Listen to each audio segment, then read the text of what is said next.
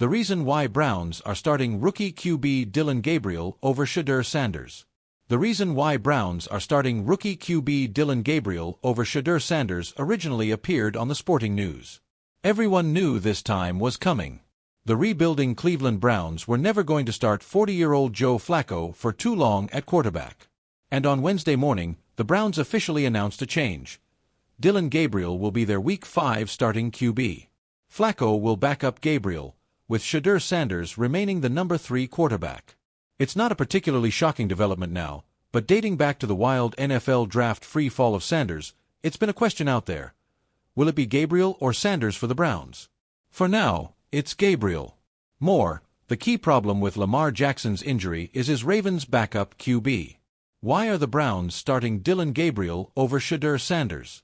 The Browns have made clear from the start that they've placed a higher valuation on Gabriel. They took him in the 3rd round of April's NFL draft, at number 94 overall, and took Sanders in the 5th round, at number 144 overall. Gabriel got training camp reps with the first-team offense. Sanders did not. The lefty Gabriel has been number 2 on every QB depth chart since Kenny Pickett's trade to the Las Vegas Raiders. Sanders has been number 3. Sanders has been just the emergency QB on each game day through 4 weeks, while Gabriel has been Flacco's direct backup. Both Gabriel and Sanders had ample college experience, and both have NFL-level traits.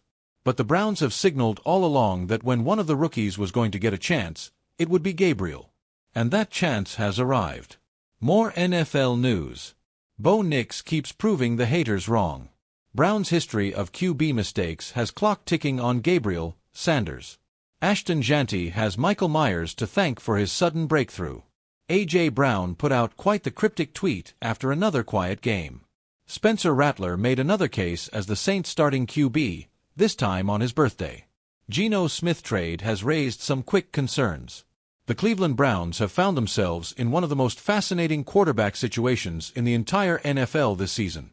With 2 young and very different rookie quarterbacks, Shedeur Sanders, the flashy, headline-grabbing son of NFL Hall of Famer Deion Sanders, and Dillon Gabriel, the composed, battle-tested lefty from Oklahoma, the Browns were always destined to face a tough decision about who would lead the offense when veteran Joe Flacco inevitably faltered. Now, as the team prepares for a pivotal stretch of games that could decide their playoff fate, head coach Kevin Stefanski has officially announced that Dillon Gabriel, not Shedeur Sanders, will be the starting quarterback moving forward. It was a decision that sent shockwaves through the fanbase, leaving many asking one simple question: why?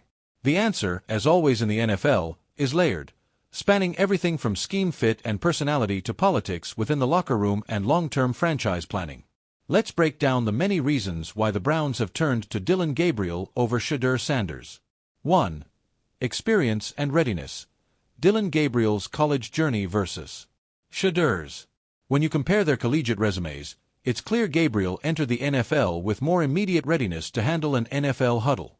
Dillon Gabriel, a 5-year college quarterback who played at UCF and Oklahoma, Gabriel threw for over 14,000 yards and 125 touchdowns.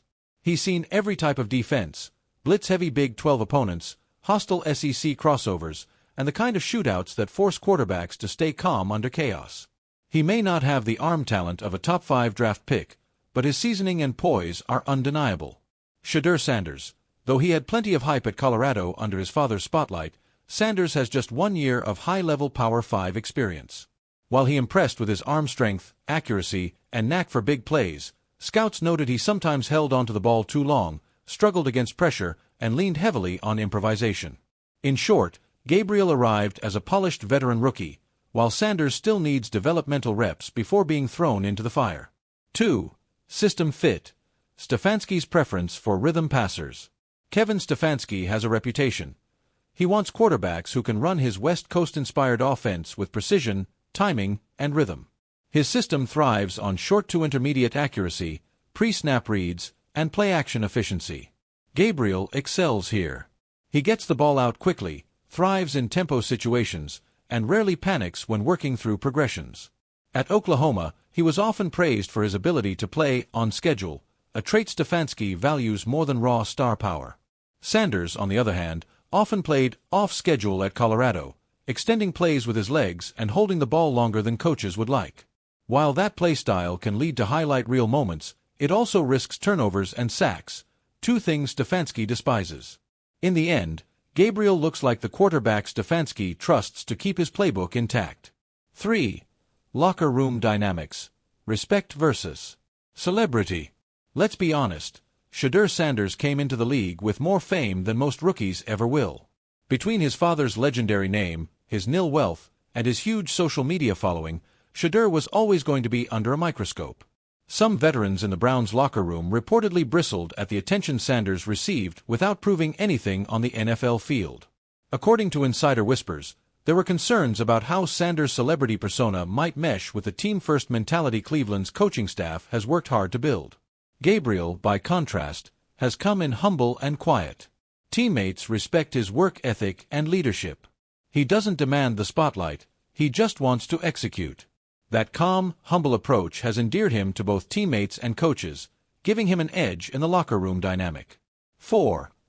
Pocket awareness and turnover aversion. NFL coaches are obsessed with one thing above all else: turnovers. If your quarterback gives the ball away, you don't win games. Period. Gabriel had one of the lowest interception rates in college football during his final season. He's careful with the ball, rarely makes reckless throws, and prioritizes possession over heroics. Sanders, while accurate, occasionally forced throws under pressure at Colorado and has been prone to taking sacks rather than throwing the ball away. In the preseason, coaches reportedly noticed that Gabriel adapted faster to NFL pressure packages, while Sanders still struggled against disguised coverages. That difference alone might have been enough to push Gabriel ahead on the depth chart. 5. The timeline of development. The Browns aren't thinking about just this season, they're thinking about the next decade. With Gabriel, they see someone who can manage games, limit mistakes, and allow the Browns' elite defense to carry them. He doesn't need to be a superstar, he just needs to be steady. With Sanders, they see long-term upside. His arm strength, improvisational skills, and playmaking ability are undeniable. But the coaching staff believes that rushing him into the spotlight could stunt his growth. By letting Gabriel start now, they can develop Sanders slowly, giving him time to refine his mechanics and decision-making without the pressure of being the immediate savior.